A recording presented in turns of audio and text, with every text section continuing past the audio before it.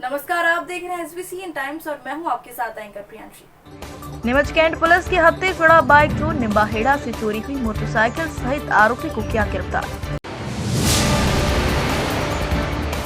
Neemuch city थाने के बाहर लोगों ने किया हंगामा, वृद्ध के खिलाफ मारपीट करने वाले दोषियों के खिलाफ कार्रवाई की मांग।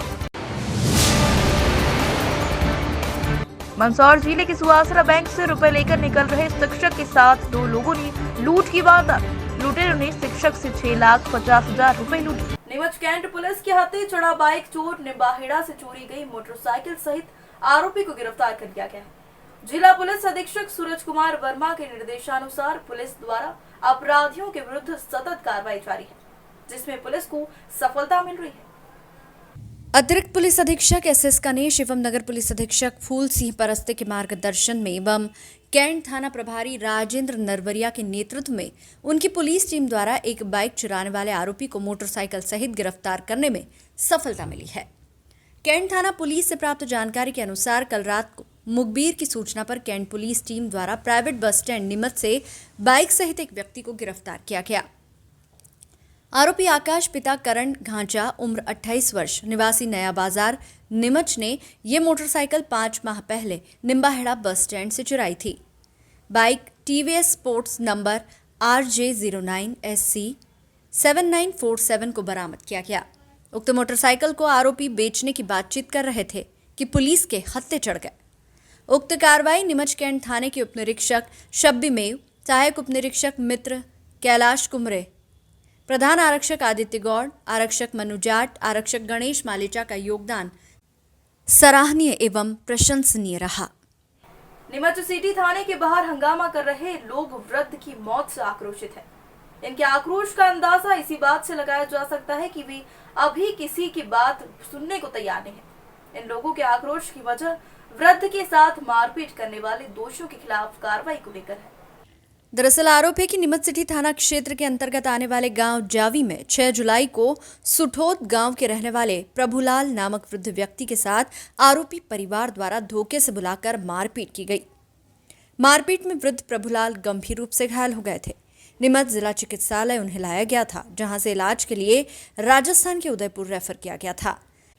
इस मामले में पुलिस ने 0 पर कायमी दर्ज कर ली थी, मगर दुख की बात यह है कि प्रभुलाल ने इलाज के दौरान आज दम तोड़ दिया। प्रभुलाल के दम तोड़ते ही उनके परिजनों में आक्रोश फैल गया। वे आरोपी परिवार के खिलाफ कार्रवाई की मांग को लेकर सीधे लाश के साथ नीमच सिटी थाने पर पहुंचे, जहां उन्होंने नीमच सिटी थाने के गेट पर लाश को रखकर विरोध प्रदर्शन किया। प्रदर्शन को देखते हुए पुलिस भी हरकत में आई और परिजनों को समझाने का प्रयास किया जा रहा है। वहीं विवाद की वजह विवाह से जुड़ा विवाद है। मृतक के बेटे ने आरोप लगाते हुए बताया कि आरोपी परिवार द्वारा उनके पिता को धोखे से जावी बुलाया गया और फिर उनके साथ मारपीट की गई। बेटे का कहना है कि जब तक सभी दोषियों के खिलाफ सख्त कार्रवाई नहीं की जाएगी, उन्हें न्याय नहीं मिलता है, तब तक वे इसी तरह थाने के बाहर प्रदर्शन करते रहेंगे। करीब 3 से 4 घंटे तक परिजन थाने के बाहर विरोध प्रदर्शन करते रहे।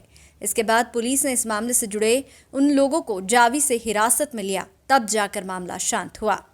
वहीं मामले पर नीमच CSP ने बताया कि उक्त मामले में पृथक से बयान लेकर आरोपियों के खिलाफ भी विधि सम्मत कार्रवाई सुनिश्चित की जाएगी।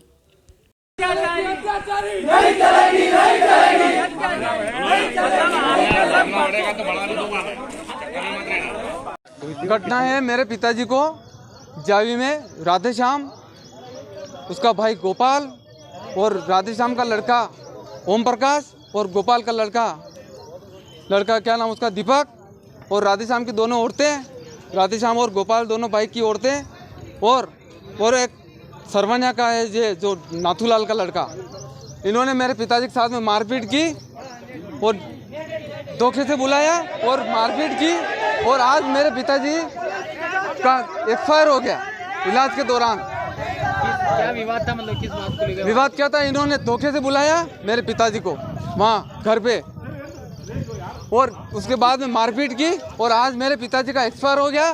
कितनी तारीख की ये घटना है? ये 6 तारीख की घटना है, 6 तारीख 7वां महीना 2022 की घटना है। किस बात को लेकर आपको यहाँ जो आज लेके आए हैं डेढ़ बजे, क्या मांगे क्या साहब, हमको न्याय चाहिए और जब तक दोषी बाहर घूमेंगे तब तक मेरे पिताजी की लाश यहीं रहेगी।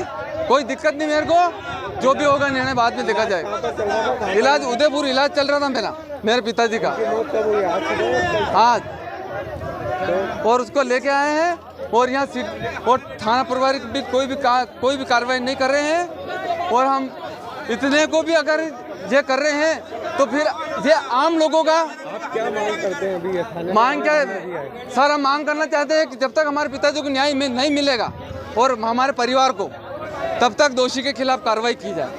आपका नाम? मेरा नाम शैलेंद्र धनगर है और निवासी सुठोद हूँ। हमारी मांग थी कि पहले इन्होंने पुलिस वालों ने जो लीगल कार्रवाई थी वो कार्रवाई नहीं करी।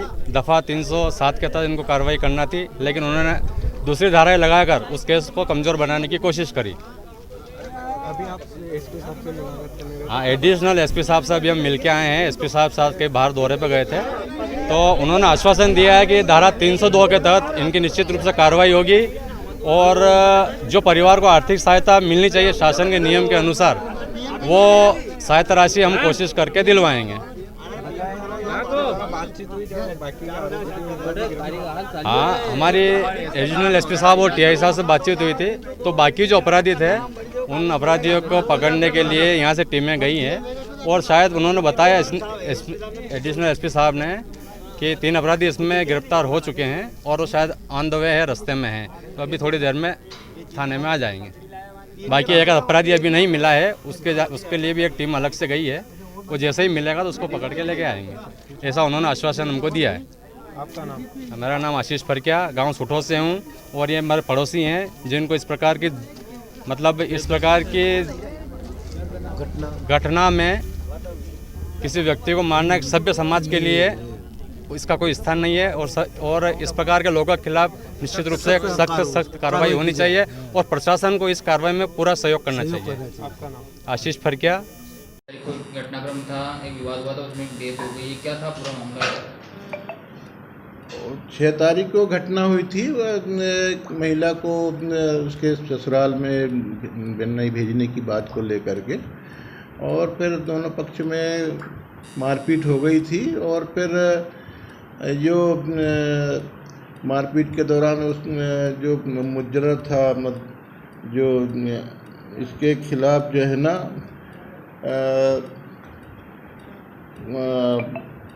आपस में मारपीट में चोटें आ गई थी।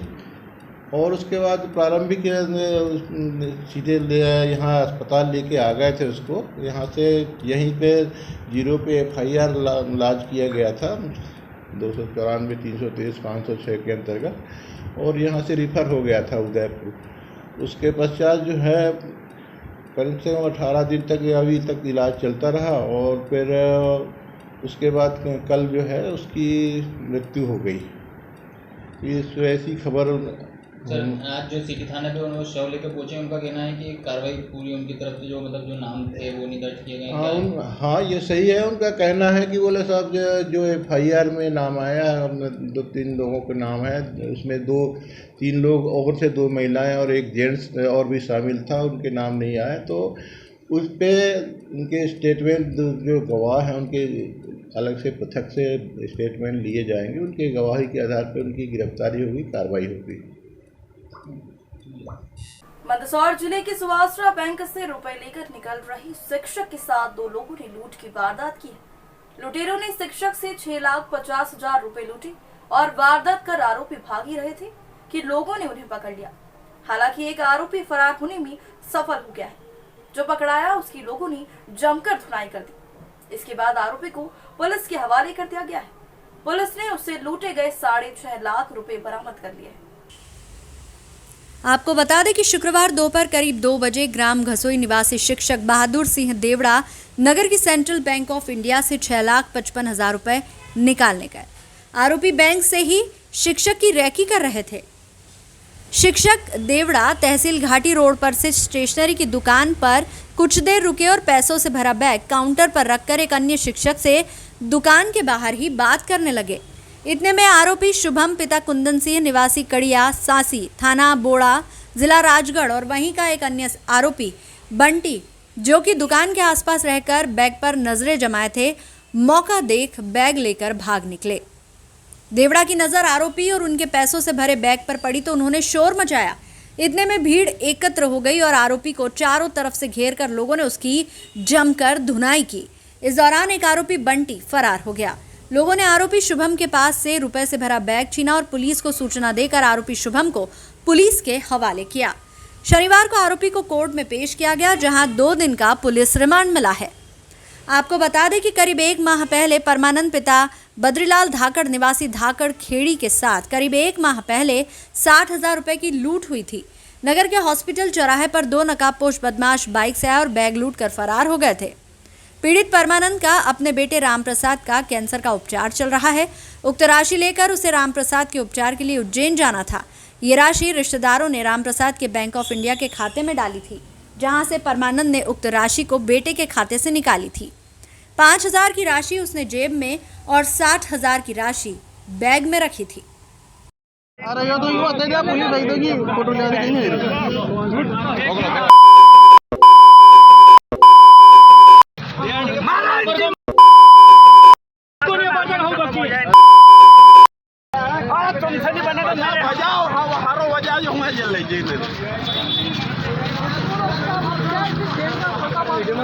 तो वायरल करना है।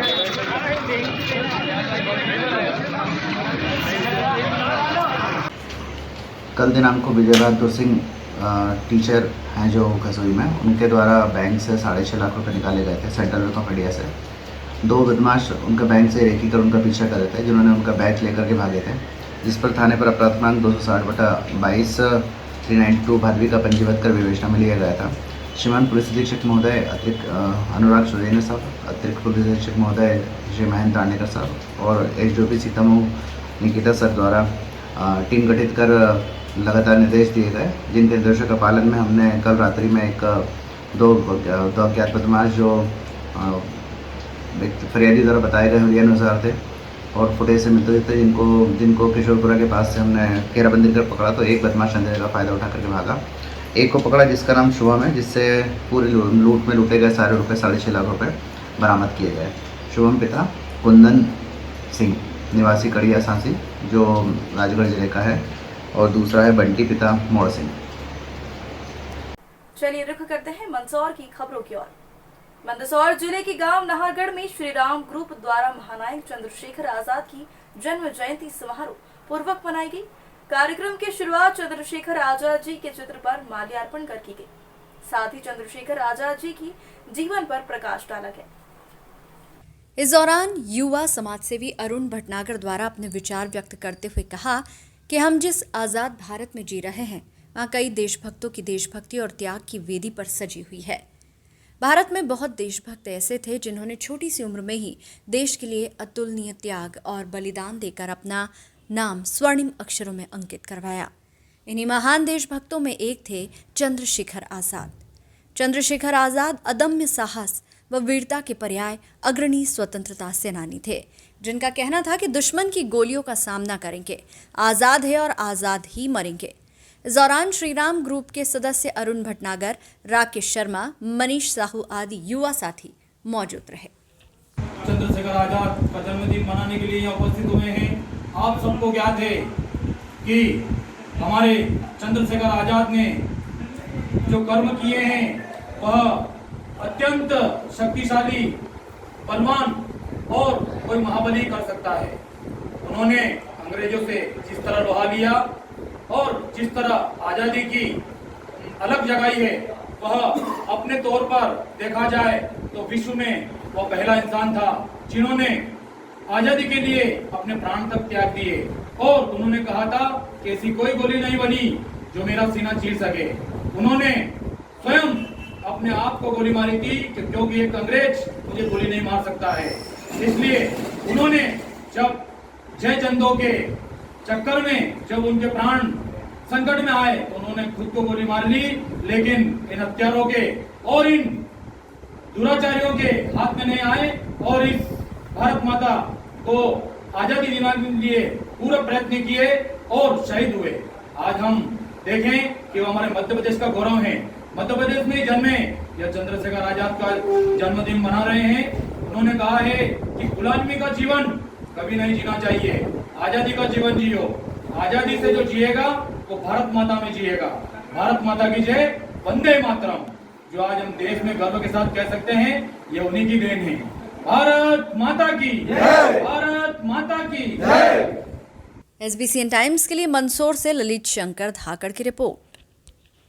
नाहरगढ़ थाना क्षेत्र के पिपलिया कराड़िया गांव से पिछले दिनों 4 दीवारी की कैद से मुक्त करवाई गई महिला के मामले में पति पर पुलिस के द्वारा केस रजिस्टर कर लिया गया।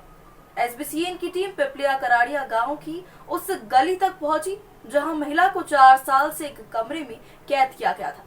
टीम को देखते ही परिजनों ने घर का दरवाजा बंद कर लिया। SBCN की टीम को देख आसपास के ग्रामीणों ने उस कमरे को भी बताया जहां महिला को कैद किया गया था, जिस पर ताला लगा था। गांव के मंदिर के पास वाली गली में महिला को एक 10 बाय 10 के छोटे से कमरे में कैद किया गया था। इस रूम में 3 वॉल्ट का एक LED लैंप लगा था जो बंद पड़ा था। कमरे में सिर्फ एक वेंटिलेशन के अलावा हवा के लिए कोई जाली तक नहीं लगी थी, ना ही पंखा था। कमरे में एक पलंग और 5 लीटर पानी का एक डिब्बा पड़ा हुआ था। इसके आसपास मलमूत्र की गंदगी पड़ी थी। यही महिला की जिंदगी का हिस्सा था। ग्रामीणों ने बताया ऐसे कमरे में कोई 1 सेकंड भी नहीं रुक सकता, ये नरक से भी बदतर है। जब रेस्क्यू करने पुलिस पहुंची तो बदबू ही इतनी थी कि पुलिस कमरे के भीतर नहीं जा पाई। पड़ोसियों ने बताया कि महिला पागल नहीं थी, उसके 2 बच्चे हैं जिनकी उम्र 12 और 15 वर्ष है। जहां महिला को कैद किया गया था उसके सामने वाले मकान में पति, बच्चे और सास रहती है। ग्रामीणों ने बताया महिला कम पढ़ी लिखी जरूर थी लेकिन पागल नहीं थी। 4 साल से एक ही कमरे में बंद रहने और समय से भोजन नहीं मिलने के कारण वह थोड़ी मानसिक स्थिति कमजोर जरूर हो गई थी, लेकिन पहले जरा भी विक्षिप्त नहीं थी। शिकायत करने पर पति टांगे तोड़ने की धमकी देता। पड़ोसियों ने बताया कि हमने कई बार पुलिस को शिकायत करने की कोशिश की, महिला के पिता को भी सूचना दी, पति को भी समझाया, लेकिन कोई उसे इस नर्क से निकालने को तैयार नहीं था। महिला के पिता की आर्थिक स्थिति कमजोर है, इसी कारण वे कुछ नहीं कर पाए। हमने शिकायत की तो हमें उसके पति ने टांगे तोड़ देने की धमकी दी है।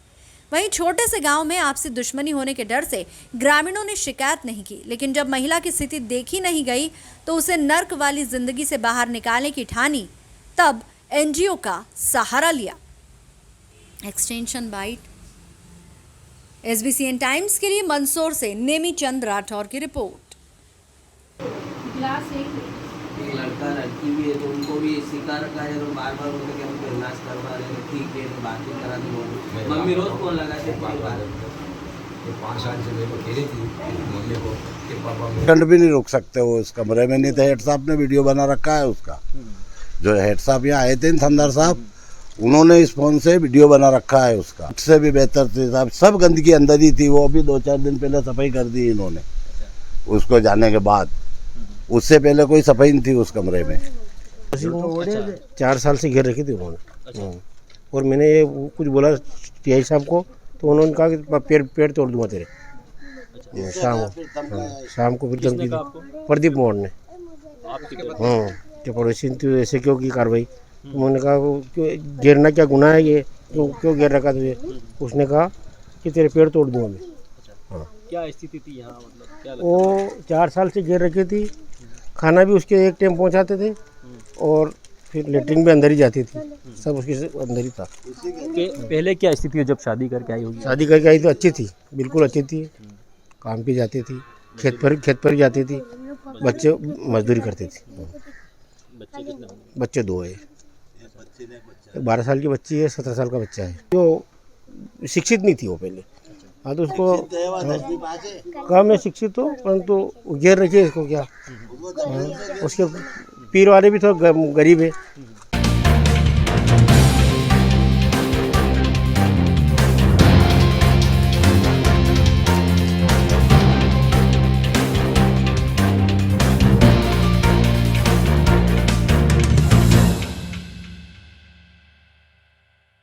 चलिए रुख करते हैं नीमच की खबरों की ओर। एंकरमैन। जिला जेल कनावटी में 10 दिवसीय योग शिविर आयोजित। नीमच 24 जुलाई 2022। जिला जेल नीमच में 75वें स्वतंत्रता दिवस की अमृत महोत्सव एवं आध्यात्मिक गुरु श्री अरविंदो की 150वीं जयंती के उपलक्ष्य में गायत्री परिवार नीमच द्वारा जेल में योग शिविर का 10 दिवसीय आयोजन किया जा रहा है। इसमें गायत्री परिवार के योग गुरु श्री राधेश्याम मित्तल, योग शिक्षक श्री बालकृष्ण सोलंकी, योग शिक्षिका सुश्री अंजलि छाजेड़ एवं सुश्री सुरभि गोयल द्वारा योग करने से शरीर कैसे स्वस्थ रहता है इसकी जानकारी दी जा रही है। ये जानकारी जिला जेल अधीक्षक सुश्री अंशुल गर्ग द्वारा दी गई। इन दिनों बारिश में लोग पर्यटन स्थलों पर घूमने काफी संख्या में जा रहे हैं, विशेष रूप से ऐसे स्थान पर जहां काफी सुंदर झरने और कलकल बहती पहाड़ी नदियां होती हैं। मगर कभी कभी ऐसे स्थान पर जाने के दौरान जान भी आपस में आ जाती है। ऐसा ही एक वाकया सिंगोली के समीप स्थित पहाड़ाझड़ में सामने आया है, जहां घूमने गए थे पर्यटकों की जान उस समय आफत में आ गई जब अचानक हुई तेज बारिश की वजह से झरने का बहाव तेज हो गया। सिंगोली तहसील क्षेत्र से सटे सीमावर्ती प्रदेश के प्रसिद्ध पर्यटक स्थल पहाड़ाझर महादेव के पास गिरने वाले झरने में देर शाम यकायक तेज बारिश के कारण पानी का बहाव बढ़ गया। ऐसे में झरने का लुत्फ ले रहे कोटा जिले के कई पर्यटक झरने के पास ही फंस गए। काफी समय इंतजार करने के बाद भी बहाव कम नहीं हुआ और पर्यटक फंसे रहे, तो मंदिर के पुजारी ने प्रशासनिक अधिकारियों को सूचना दी।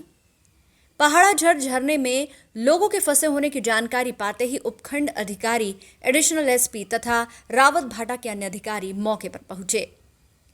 कुछ समय बाद कोटा नगर निगम से संबंधित गोताखोर भी वहां पहुंचे और वहां फंसे लोगों को निकालने के लिए रेस्क्यू चलाया गया।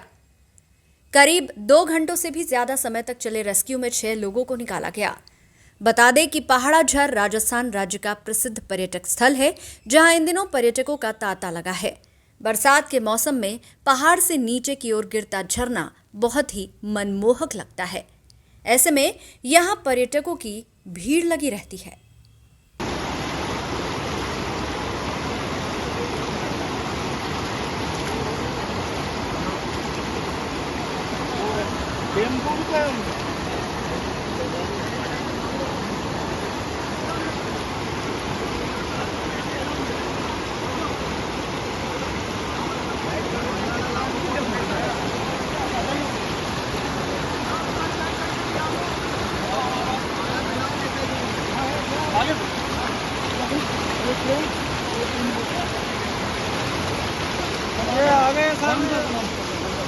और कोई है क्या?